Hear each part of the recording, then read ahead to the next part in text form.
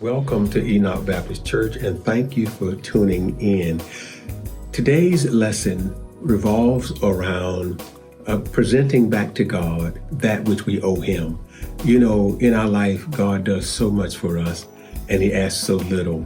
So in the 29th division of Psalm, David talks about what he believes we are driven to give back to God.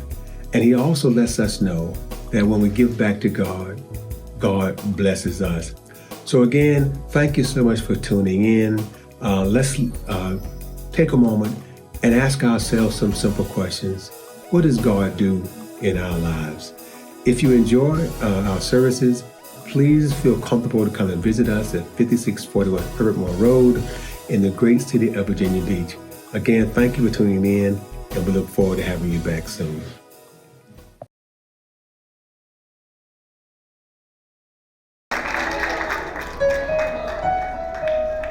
Psalm 29, Psalm of David.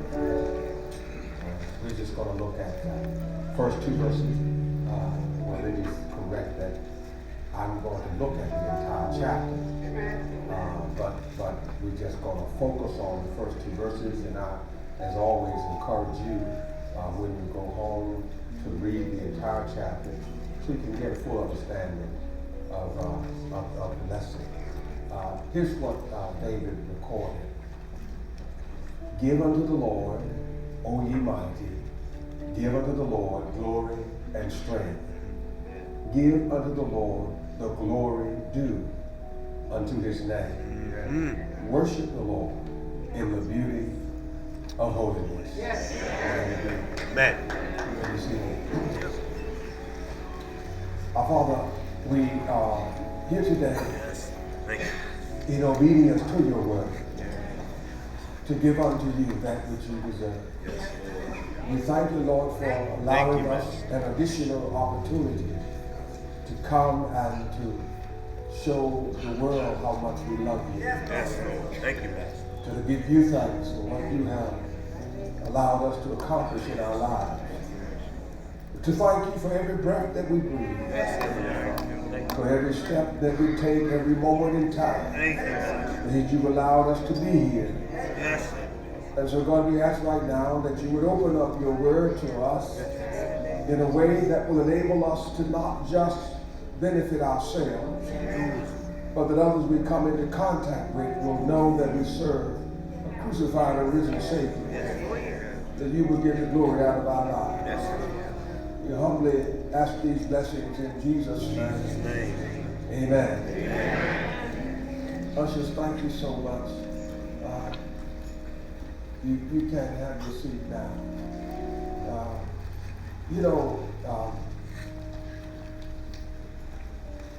I'm going to get to my text, but it's something that happened to me earlier today that I'm having a difficult time getting out of my head. And so I want to just drop this kernel on you before I get into my text. Friday, I went to a football game that was coached by one of our own members, an outstanding individual. Coaches Salem High School. Amen. They played against Murray High School. Yeah, and it was what I consider to be a great game. The competition was there. The players, they gave their heart into the game. And it was about 41 degrees out there. Yeah, it was nice and chilly. But the place was packed. You could not, there was not enough room for people to even sit down. And that's the truth, standing room only. Yeah, 41 degrees outside, the wind blowing. Yeah, it was cold out there. Even with folk beside you, it was still cold. But we were there. Now, and so I thought it was good. And I mentioned this to brother Greg, and I saw him. I said, Coach, thank you for letting me come.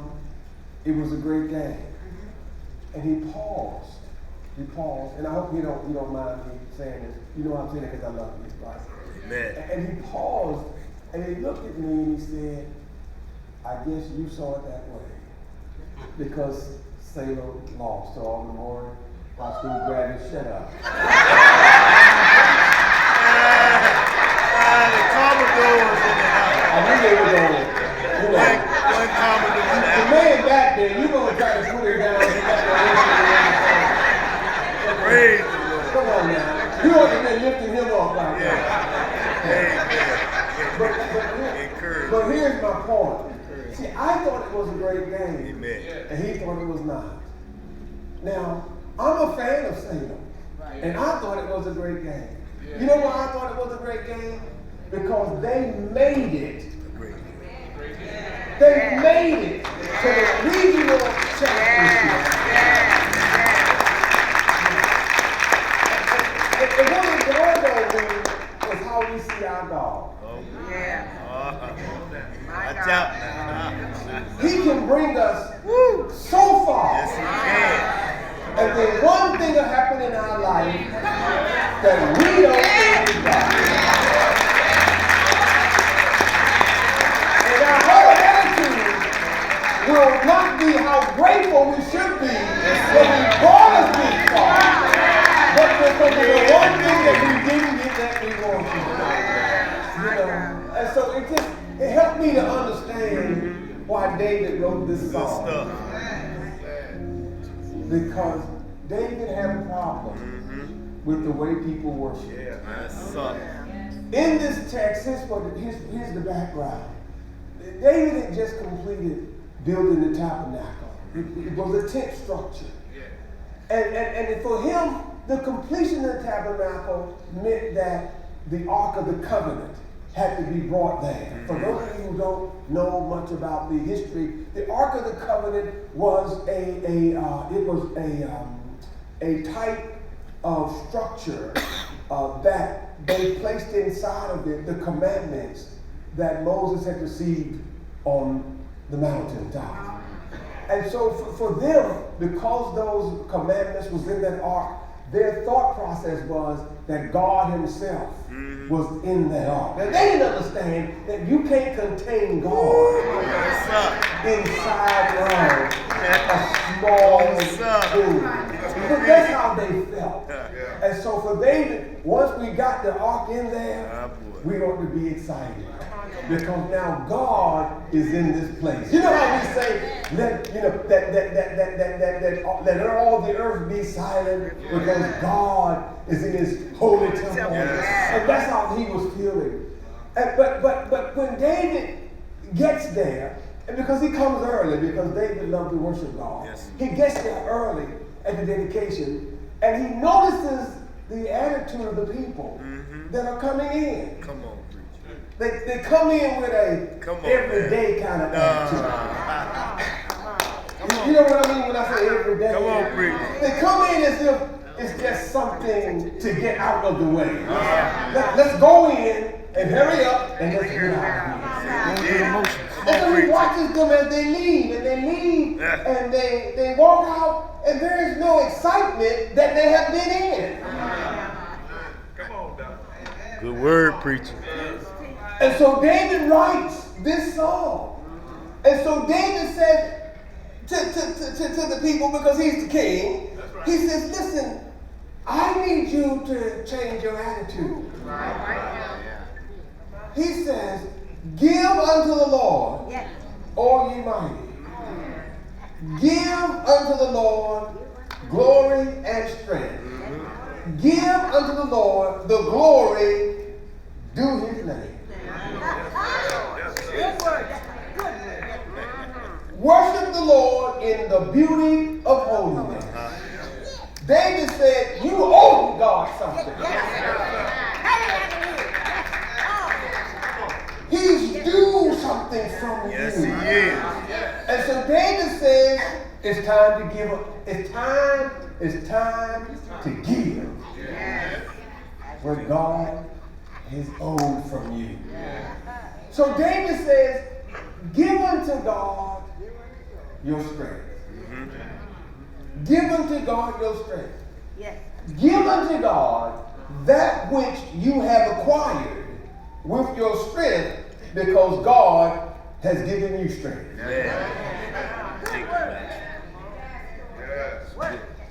David concludes that all that we have is because of what God has done for us.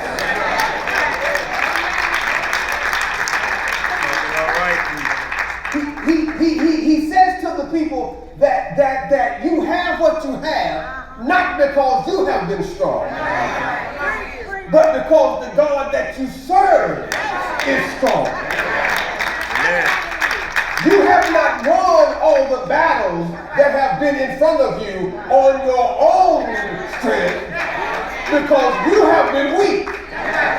But when you were weak, he was strong.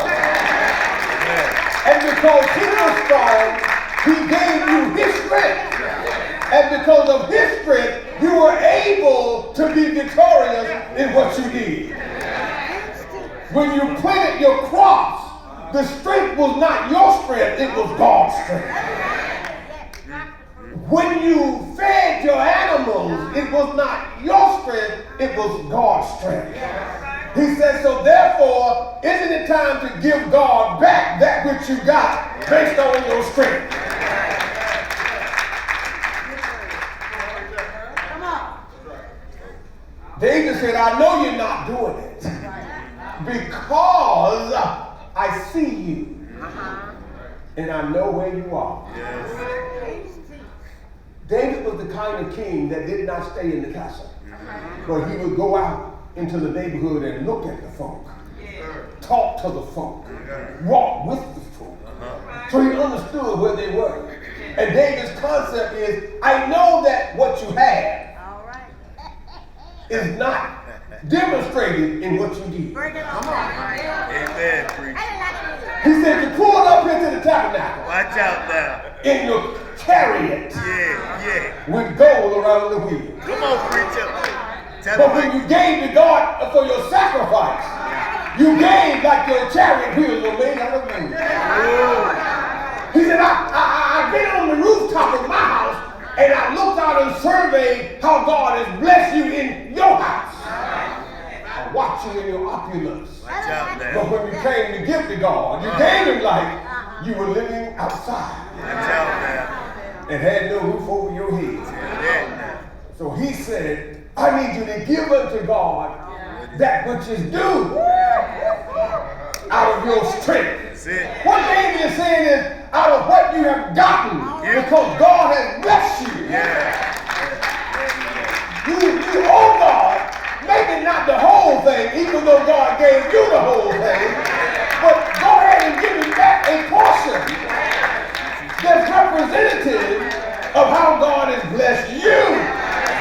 Don't you come up in here, if I can use a 2019 terminology, don't you come up in here driving your 2012 Lexus valued at $48,000 and give God 49 cents. Come on, preacher. Tell that. He said, because the reason why you have your Lexus, the reason why you're living in your nice home, the reason why you can go out and shop on Black Friday and Gray Saturday and Turquoise Monday and Blue Tuesday is because of how God has lifted you up, blessed you, gave you strength, when you were sick, healed your body. He said, don't you think you owe God just a little something?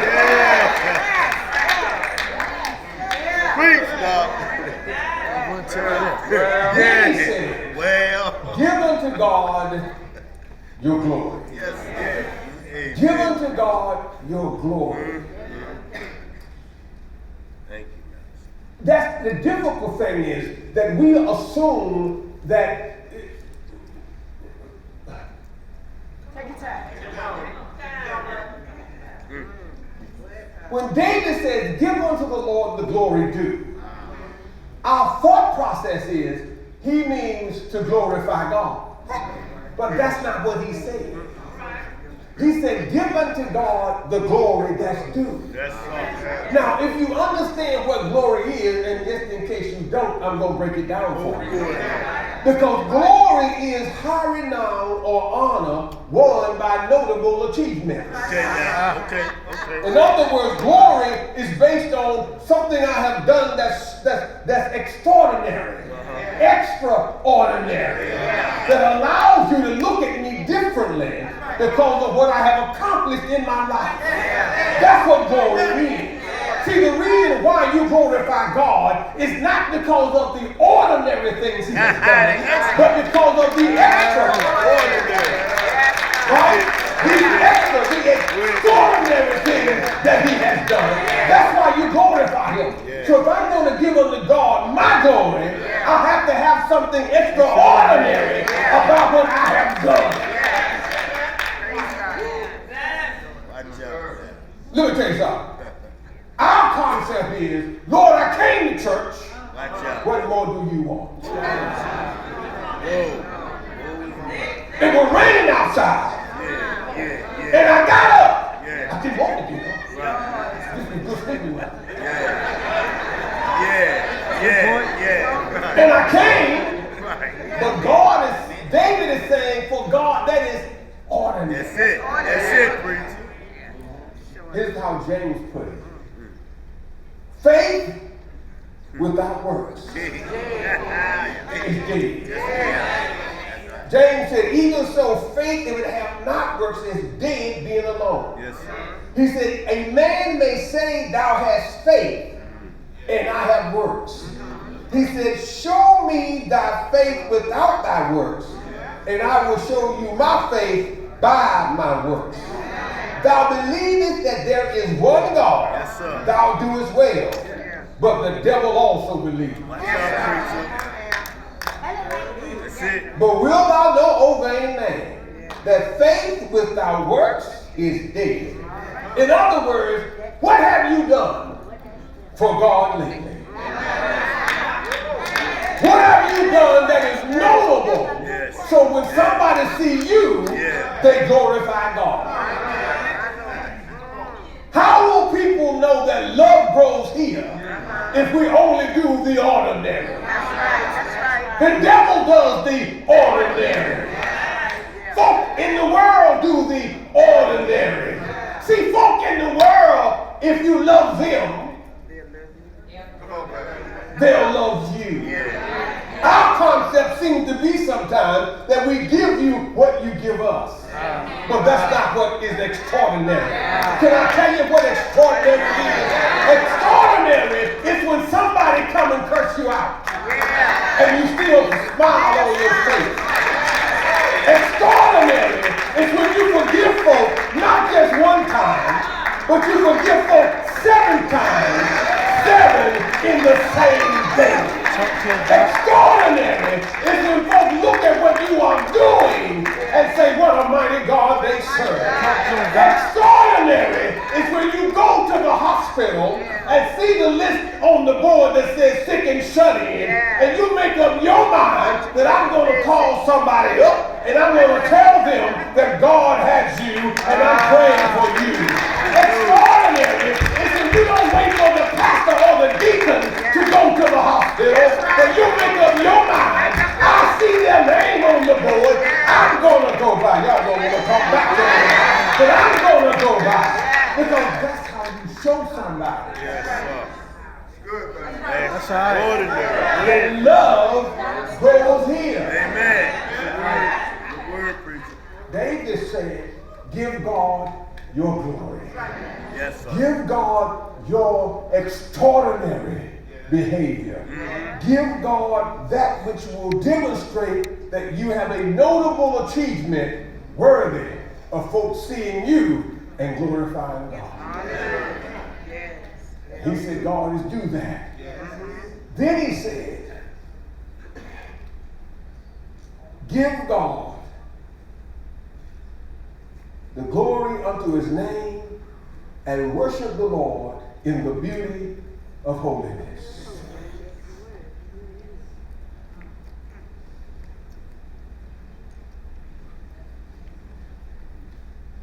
Let me help you let it sink in. Worship the Lord in the beauty of holiness. Take note. The text reads, worship the Lord in the beauty of holiness. Not worship the Lord in the beauty of God's holiness.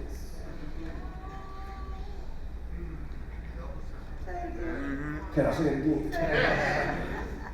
The text says, worship the Lord in the beauty of holiness, not worship the Lord in the beauty of God's holiness. There's a distinction there. Because he's saying your worship ought to be in the beauty of your holiness and not in the beauty of God's holiness. We already know God's beautiful and holy.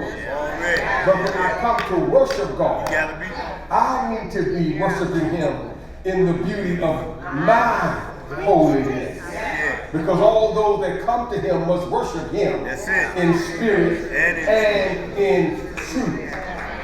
So if I'm going to worship Him in the beauty of my holiness, then my holiness is established the same way that God's holiness is established. Do you know why God is so holy? I know you really don't. You just have come to accept that the preacher said it. Well, let me tell you technically why God is holy. It is because God has been set apart from every other entity that has ever existed in the world. That's what to be holy means. Holiness means to be set apart and established as a sanctified entity separate from everything else. Let me take about 2 minutes to help you understand that concept. You know why your God is set apart? Because there is nobody, there is nothing like your God. Nothing sits high like your God sits high. Nothing can go low like your God goes low. Nothing else can be everywhere, at all times. Nothing else can be overly Norfolk at Centera Norfolk General, and at the same time be overly Chesapeake at Chesapeake General. Nothing can be at the top in Virginia Beach, and yet be at the top in Richmond, Virginia. Nothing can be on your job on Monday morning and still be on my job on Monday morning. That's it. Nothing can speak and tell the storm, be still. You've been raging long enough. Nothing can tell the cloud, form up in the sky. Nothing can tell the earth, be still. And the gravitational pull still maintain where it's at. Look at how great God is. Nothing can stick to the wind and say you've gone too long. I need you to be silent right now. Nothing can tell the lightning, come down out the sky. Nothing but God. He's holy because He's separate from all creation. And even though He's separate from all creation, He still manages all creation. Nothing but God can wake you up early in the morning without you even setting your alarm. That's what makes Him holy. Nothing but God can pick you up and restore you. Everybody else walk away from you. That's what makes Him holy. Because He's separate. Now, David said, give unto God the beauty of your holiness. I know you can't do what God do, but there's a way for you to get holy too. It's found in Exodus, it's found in Leviticus. The way you get holy is based on your sacrifice back to the God that established you. We call it a sacrificial separation or sacrificial separatism, in that your sacrifice sets you apart from what everybody else is and what everybody else claims to be. And I know you're asking yourself now, well, how do I get separated by my sacrifice? Because everybody can't be extraordinary like you can be extraordinary. And if I want to be holy, I got to stop being ordinary when it comes to being with my God. I got to set myself apart. You know what David really is send me 99 and a half. Just for me. I gotta make 100. I gotta give God everything that I got. I gotta stop being like some folks and just doing it just because it needs to be done. I gotta start giving God everything.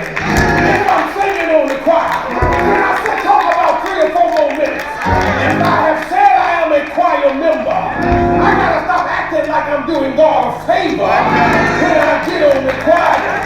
I gotta give God everything that I got. I don't know how you can get on the choir and say you're trying to live a holy life and then walk out of the choir and your throat ain't burning. You want to sing so loud. You want to sing so high. You want to sing so loud. I think you know what the music ministry told you to do, but because your God has been so good to you, when I come here on Sunday morning, I'm going to sing. I ain't got to be the lead singer. I can be the soprano. I can be the alto. I can be the tenor. I'm going to lift it up. I'm going to give it everybody I got. And if I'm in the congregation, I'm going to give it my praise. Yes, sir. Yes, sir. That's it. You'll get him too. Yes, sir. I'm going to set myself apart. Yeah. I'm going to set myself apart with my service. Yes, sir. I'm going to be extraordinary. I'm going to be extraordinary. You need to understand that God don't need wallflowers. It ain't that kind of party that you can come in and eat against the Lord and just look good. And that's enough. You need somebody to get in the game. Let's play. Yeah. Let's play. David Let's play. dedicated the tabernacle. Good stuff. Good stuff. And he looked at the people, and how they reacted when they came in and how they came out. They walked in like they were doing God's Go will. ahead, preacher. And here, he's dressed all up and looking good. Come on, preacher.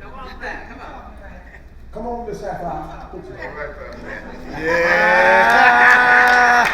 Good. Easy, preacher. Like they were doing God's will. Easy. They didn't have watches, they're watching the sun die. Yeah. Come on, preacher.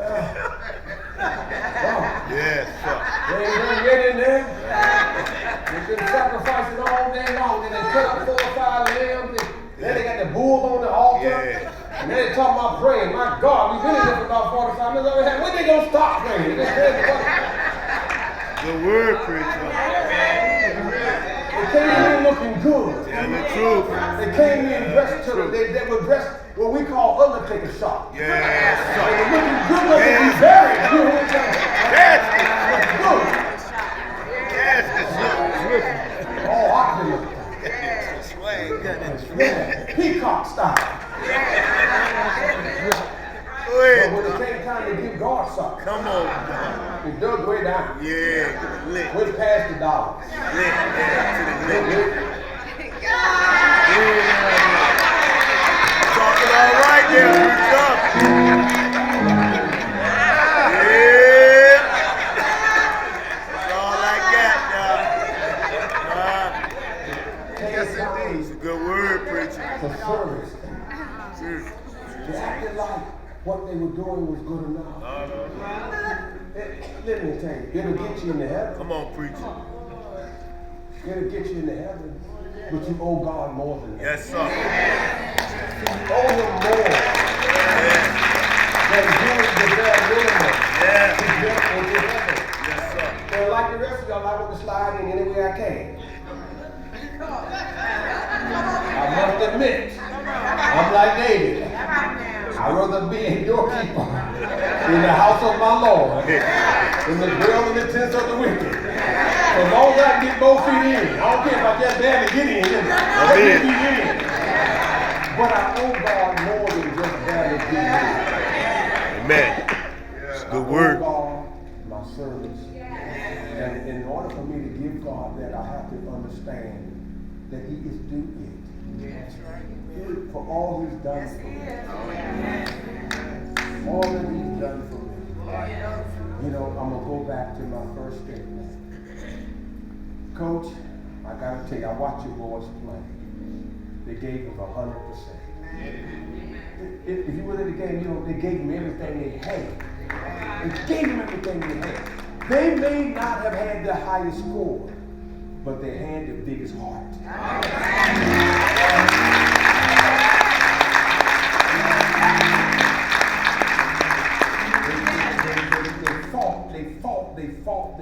They fought. I watched some of the linemen on the other side, and some of those guys will hold head over top of their line. I watched the size of Salem's running back, and I watched the size of those linebackers trying to tackle him, but the boy kept right on playing. He gave extraordinary effort, regardless of what the outcome was going to be. I want you to understand, anybody can be ordinary. Anybody can be ordinary. You can get into heaven being ordinary. It don't take a whole lot to say, Lord, I give my life to you still. Through the shed blood of your Son, Jesus Christ. Anybody can do that. I want to be more ordinary. I want to give God my glory. I want to give God worship in the beauty of my holiness. I want my separation and my sanctification to be a demonstration of what God has done for me.